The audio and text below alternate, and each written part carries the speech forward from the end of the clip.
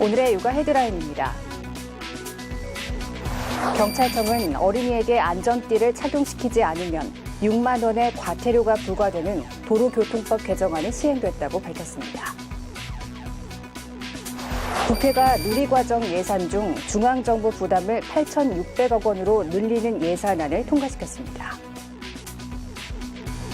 학교폭력이 좀처럼 근절되지 않고 있는데 피해자의 절반은 초등학생인 것으로 나타났습니다. 이상 오늘의 육아 헤드라인이었습니다.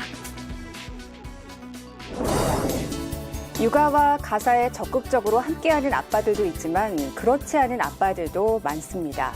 자신이 육아 대신 경제적 책임을 진다고 여기는 이른바 그림자 아빠들과 함께 힘든 육아의 부담을 줄이는 방법은 없을까요? 아이를 돌보는데 서투른 남편이 못 믿어와도 그것도 못하냐며 나무라지 마시고 남편 스스로 아이를 돌보는 것이 온전히 아내의 몫이 아니라는 점을 깨닫도록 차분히 배려하는 데서 육아 참여가 시작된다고 합니다. 육아 포커스 첫 소식부터 만나보시죠. 어린이에게 안전띠를 착용시키지 않으면 6만 원의 과태료를 부과하는 내용 등이 담긴 도로교통법 개정안이 지난 11월 30일부터 시행됐습니다. 경찰청은 13세 미만 어린이에게 안전벨트를 매도록 하지 않거나 6세 미만의 영유아에게 카시트를 착용시키지 않는 운전자에게 기존 3만 원이던 과태료를 6만 원으로 상향 조정했다고 밝혔습니다. 또 보행자가 많은 이면도로 횡단보도 간 거리도 100m로 단축하고 치매 운전자의 수시 적성 검사를 확대하는 등의 내용도 담겼습니다. 육아휴직이 끝나고 3년 안에 육아휴직급여를 신청했다면 지급해야 한다는 법원의 판단이 나왔습니다. 출산과 육아장려 차원에서라도 근로자에게 유리하게 해석해야 한다는 취지입니다. 지난 2013년 아이를 낳고 육아휴직 1년을 쓴 전모 씨. 육아휴직급여 2개월분은 노동청에 바로 신청해 지급을 받았지만 나머지 10개월분은 둘째 아이의 육아휴직이 끝난 뒤에 신청했습니다. 그러나 노동청은 10개월분의 육아휴직급여는 청구기간이 지났다는 이유로 지급을 거절했습니다. 육아휴직급여는 육아휴직이 끝난 뒤 1년 안에 신청해야 한다는 규정에 따른 것입니다. 전 씨는 육아휴직 소멸시효는 3년이라는 관련법 조항도 있다며 소송을 냈고 법원은 전 씨의 손을 들어줬습니다. 법원은 육아휴직급여를 청구할 수 있는 규정이 소멸시효 규정보다 우선 적용된다고 보기는 어렵다고 판단했습니다. 급여 중단이라는 경제적 이유로 휴직을 기피하지 않도록 제도가 생긴 만큼 모성보호와 출산 장려를 위해 관계법령의 허용 범위를 벗어나지 않는다면 근로자에게 유리하게 해석하는 것이 맞다고 본 것입니다. 또 이미 지급한 급여를 반환받을 권리에는 3년의 소멸시효를 적용하면서 급여를 받을 권리에는 1년을 적용하는 것은 형평에 맞지 않다고 지적했습니다.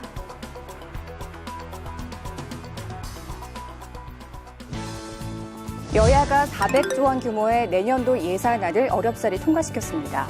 소득세 최고세율을 40%로 올리고 누리과정의 정부 부담을 늘리는 쪽으로 핵심 쟁점을 타결줬습니다. 400조 규모의 2017년도 정부 슈퍼 예산안, 가까스로 국회 문턱을 넘었습니다. 법정 시한인 자정을 4시간 가까이 넘긴 시간이었습니다. 재석 281인 중 찬성 221인, 반대 30인, 기권 30인으로서 2017년도 예산안에 대한 수정안은 가결되었음을 선포합니다.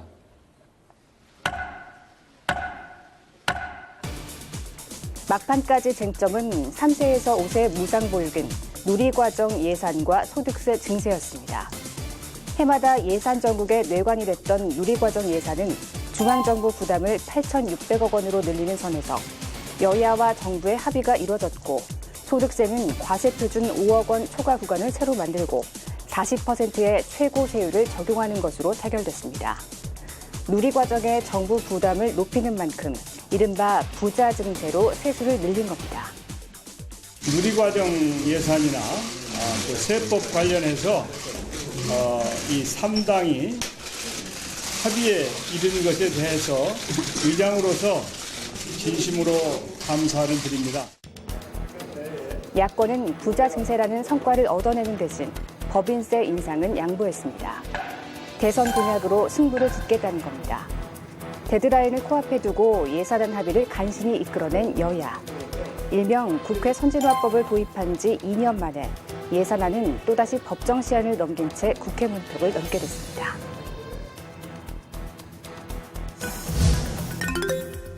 학교 폭력이 좀처럼 근절되지 않고 있는데 피해자의 절반은 초등학생인 것으로 나타났습니다. 지난 10월 인천에서는 학교 내 구타와 언어 폭력에 시달리던 한 중학생이 스스로 목숨을 끊었습니다. 지난 7월에는 경기도 시흥에서 초등학교 6학년 여학생들이 반 친구에게 풀과 지우개 등을 먹으라고 강요하며 폭력을 가한 사실이 드러나 충격을 줬습니다. 학교 폭력이 좀처럼 근절되지 않는데 초등학생의 피해가 특히 많은 것으로 나타났습니다. 교육부 조사 결과 초등학생 1.3%가 학교 폭력을 당한 적이 있다고 답했는데 이는 중학생이나 고등학생의 2배가 넘습니다. 피해 유형은 언어 폭력이 34.8%로 가장 많고 뒤이어 집단 따돌림, 신체 폭행, 스토킹 등이었습니다. 발생 장소는 35%가 교실 안이고 복도와 운동장이 그 다음으로 많았습니다. 가해자는 같은 학교 같은 학년 학생이 75.3%에 달했습니다. 초등학생은 자신이 폭력 가해자가 된 경험도 상대적으로 많았습니다. 학교 폭력을 행사한 적이 있다는 초등학생은 전체 0.6%로 초중고생 가해 경험 비율의 2배에 달했습니다. 교육부는 이번 달 안으로 학교 폭력 유형별로 대책을 마련해 폭력 방지에 나서기로 했습니다. 한국인의 기대 수명이 82세를 넘어서며 82세 인생의 막을 열었습니다. 우리나라 기대 수명은 빠른 속도로 늘어 작년 출생아 기준 기대 수명이 82.1세로 나타났습니다. 전년도보다는 0.3년, 36년 전과 비교해서는 20년 가까이 수명이 길어진 겁니다.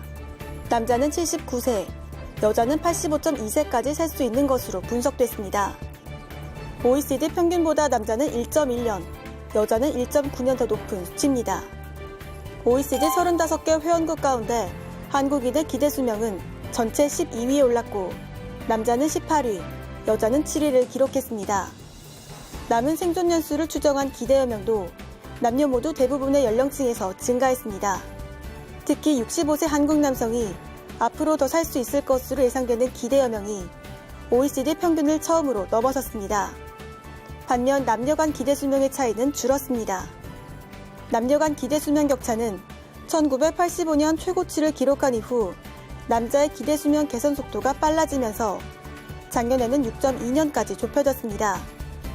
이는 OECD 평균보다는 크고 일본과는 유사한 수준입니다. 질병 중에서는 암으로 인한 사망 확률이 가장 높았고 심장질환, 뇌혈관 질환이 그 뒤를 이었습니다. 암에 걸리지 않는다고 가정했을 때 남자는 기대 수명이 5.1년, 여자는 2.9년 늘어나 가장 두드러진 변화를 보였습니다. 폐렴으로 사망할 확률은 남녀 모두 10년 만에 8배가량 증가한 것으로 나타났습니다.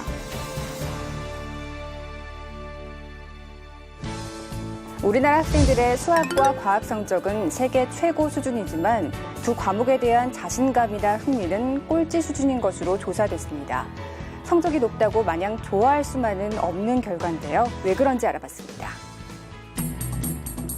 우리나라 초등학생과 중학생의 수학과 과학 성적이 세계 최고 수준인 것으로 조사됐습니다.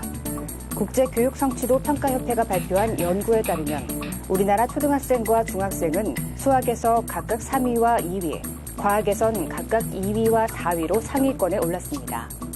4년 전에 비해 한 단계씩 순위가 떨어졌긴 하지만 여전히 높은 성적을 과시했습니다. 그러나 두 과목에 대한 자신감이나 흥미는 세계 꼴찌 수준입니다. 초등학생들은 수학에 대한 흥미가 가장 낮은 편에 속했고 과학 역시 꼴찌에서 4번째였습니다. 중학생 역시 최하위권을 면치 못했습니다.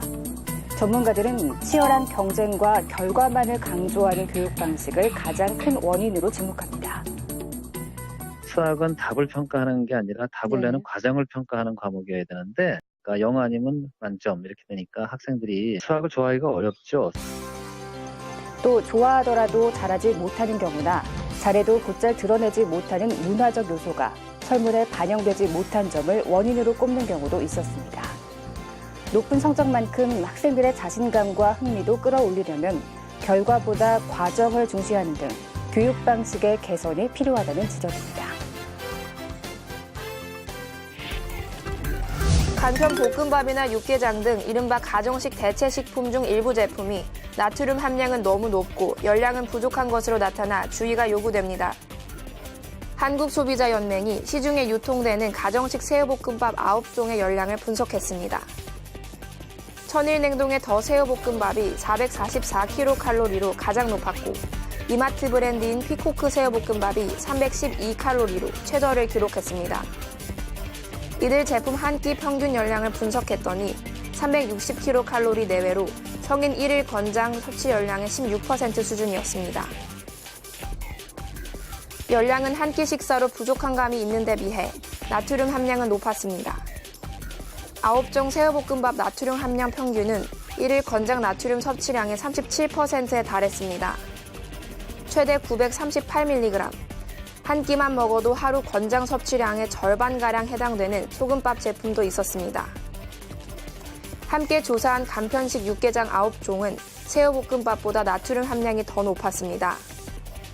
요리하다의 정통 소고기 육개장은 나트륨 함량이 1735mg에 달해 1일 권장 나트륨의 90%에 육박했습니다. 결국 간편한 한 끼 식사로 알려진 시중의 새우볶음밥과 육개장은 그 자체로는 충분한 열량을 섭취하기 어려운 반면 조금만 먹어도 나트륨은 과다 섭취할 우려가 있었습니다. 전문가들은 이들 제품과 다른 음식을 함께 먹는 등 균형 있는 식사를 위해 노력할 것을 조언했습니다. 보건당국이 앞으로 비급여 항목 진료비도 공개하겠다고 밝혔습니다. 건강보험이 병원비를 보장하는 질병은 감기부터 암까지 모두 14,000가지입니다. 이 밖의 질병이나 MRI, 초음파 검사 등은 건강보험이 적용되지 않는 비급여 항목으로 비용을 전액 본인이 부담해야 합니다. 문제는 비급여 진료나 검사는 이름과 가격이 제각각이라 자칫 환자들이 바가지 요금을 쓸 수도 있다는 겁니다. 실제 한방물리요법 중 추나요법은 가장 싼 병원과 가장 비싼 병원의 진료비 차이가 200배에 달했습니다. 그 외에 병실료, 임플란트, 라식 수술 등도 병원에 따라 가격이 천차만별이었습니다. 새 치료법 도입 탓도 있지만 돈을 벌려는 병원들이 비급여 항목을 해마다 10%씩이나 늘려온 탓에 한 해 전체 비급여 진료비만 23조 원이 넘습니다. 이 때문에 건강보험심사평가원은 올해 12월부터 151개 병상 이상인 병원 등 중대형 병원 먼저 비급여 진료비를 홈페이지에 공개하고 내년 4월부터는 병원급 의료기관 전체로 공개 범위를 확대하기로 했습니다. 환자들이 병원을 찾기 전 심평원 홈페이지나 건강정보 앱을 통해 가격을 비교해 볼 수 있게 된 겁니다. 하지만 일각에서는 장비의 성능 등 질적인 비교 없이 단순 가격만 공개해 한계가 있다는 지적이 나오고 있습니다. 또 심평원이 병원급에 이어 의원급 의료기관 전체로 공개 범위를 확대하는 방안도 검토 중이어서 향후 의료계의 거센 반발도 예상되는 상황입니다. 지난 11월 29일 제2회 전국 어린이집 대상 영유아 식생활 교육 우수 사례 경진대회 발표 심사 및 시상식이 개최됐습니다. 농림축산식품부가 주최하고 식생활 교육 국민 네트워크, 중앙육아종합지원센터가 공동 주관한 이번 행사는 우수한 식생활 교육을 실천하는 어린이집을 발굴해 널리 알림으로써 영유아 시기 바른 식습관과 식생활 교육의 중요성을 알리기 위해 개최됐습니다. 식습관 형성에 있어서 어린이집들이 더욱 노력을 해가지고 우리나라 어린이들이 바른 식습관을 갖고 건강하게 자랐으면 하는 생각을 갖습니다. 이날 발표 및 전시 심사는 서류와 현장 심사를 포함한 치열한 예선 경쟁을 뚫은 10곳의 어린이집이 마지막 선의의 경쟁을 펼쳤는데요. 전문 심사위원과 패널 점수를 종합해 최종 순위가 결정됐습니다. 이번 경진대회 대상의 영광은 행복지수 플러스 환경 건강 배려가 담긴 건강한 밥상의 실천을 주제로 한 국회 제2 어린이집이 차지했습니다. 아침밥 먹은 날 아침밥 쿠폰 제공, 쿠폰을 통한 모의시장에서 유기농 과일, 채소 구매 활동, 식생활 예절 및 식습관 관련 가정 연계 활동지 운영 등을 했습니다. 국민 식생활 네트워크에서 제공해 주신 바와 같이 5가지 핵심 목표를 가지고 좀 더 체계적으로 아이들에게 교육 내용을 접목해 보았습니다. 시해본 결과 아이들은 식생활에 대해서 관심이 높아지고 그리고 교사들은 조금 더 전문적인 지식 그리고 식생활 교육에 대한 가치 체계를 조금 더 확고히 할 수 있었고요.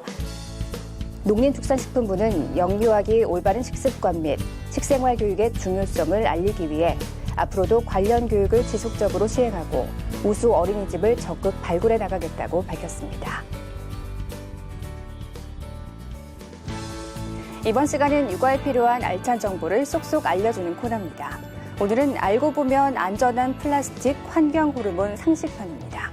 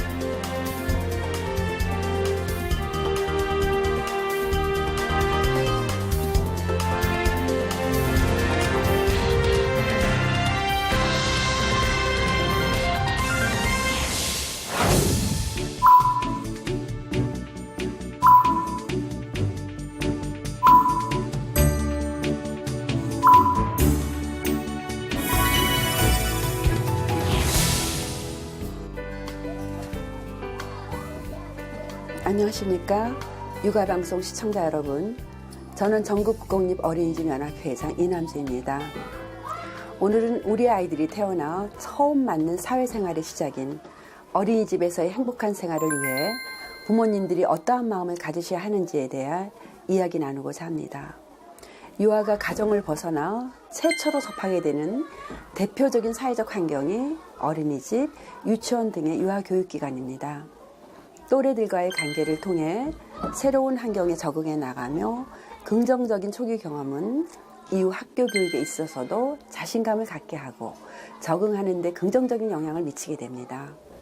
유아교육기관을 통해 습득한 기본적인 지식, 태도, 가치, 또래와 교사와의 상호작용의 기회 등은 사회적인 역할 학습과 사회화의 중요한 기틀이 됩니다.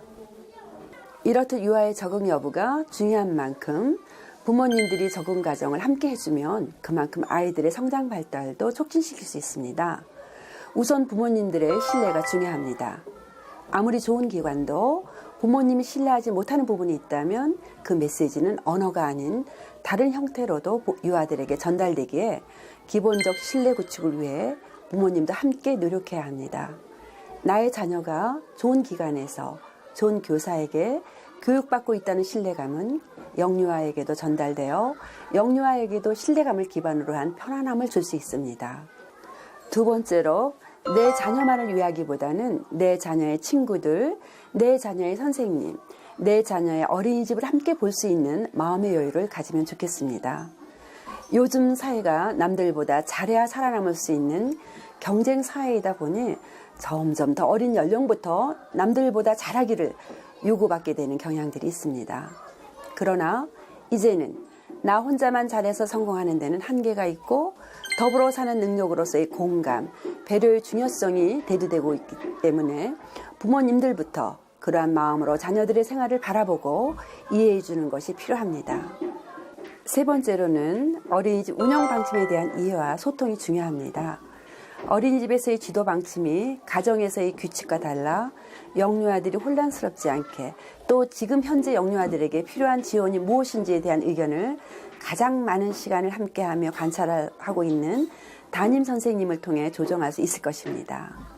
또한 가정에서의 생활 리듬도 어린이집에서의 생활 리듬에 맞추어 조절해 주는 것도 영유아들이 어린이집 생활에 편안함을 주는 중요한 조건 중 하나입니다. 네 번째는 어린이집 생활에 대한 긍정적인 상호작용과 피드백입니다. 영유아들이 어린이집 생활에 대한 걱정과 궁금증으로 묻습니다. 오늘은 속상한 일 없었어? 그러면 영유아들은 오늘 속상한 일이 뭐가 있었지? 하면서 엄마의 물음에 답하기 위해 속상했던 일을 생각하게 됩니다. 반대로 부모님이 오늘 뭐가 제일 재밌었어? 하고 물으면 영유아들은 재밌게 놀이했던 기억을 찾게 됩니다. 그렇기 때문에 어떻게 질문하는지에 따라 영유아들은 긍정적인 기억을 간직할지 부정적인 기억을 떠올릴지 달라지게 됩니다. 또한 영유아들을 데리고 가면 선생님께 어린이집 생활에 대한 전달받는 내용도 중요하지만 하루 종일 사회생활하며 부모님을 기다린 우리 영유아들에게 먼저 인사하며 반갑게 반응해 주시는 것도 더 좋은 보상이 될 수 있습니다.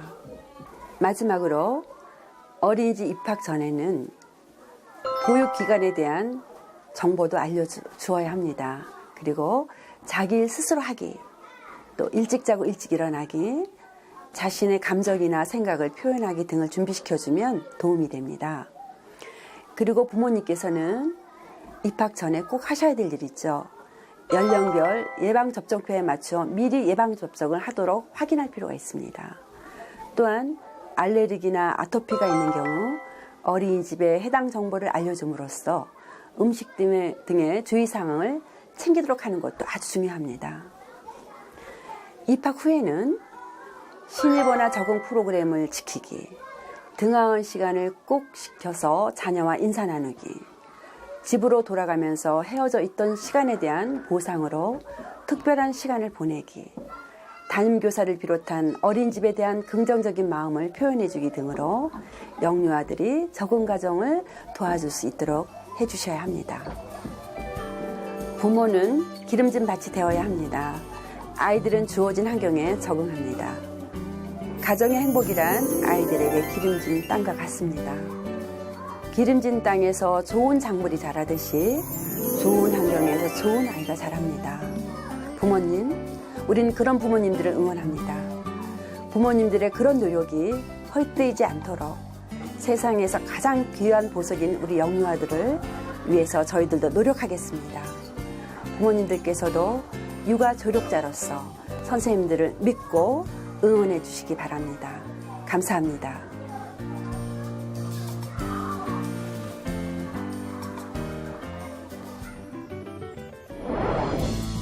고용노동부의 2016 일과 가정 양립 실태 조사 결과 규모가 작은 기업일수록 일가정 양립제도 도입에 인색한 것으로 나타났습니다. 육아휴직의 경우 9인 이하의 소규모 사업체는 도입률이 26.8%에 그쳤지만 300인 이상 사업체는 93%가 제도를 도입하고 있습니다. 그러나 이는 규모의 문제라기보다는 인식의 변화가 더 시급한 현실을 반영한 결과일 겁니다. 육아포커스 마칩니다. 시청해주신 여러분 고맙습니다.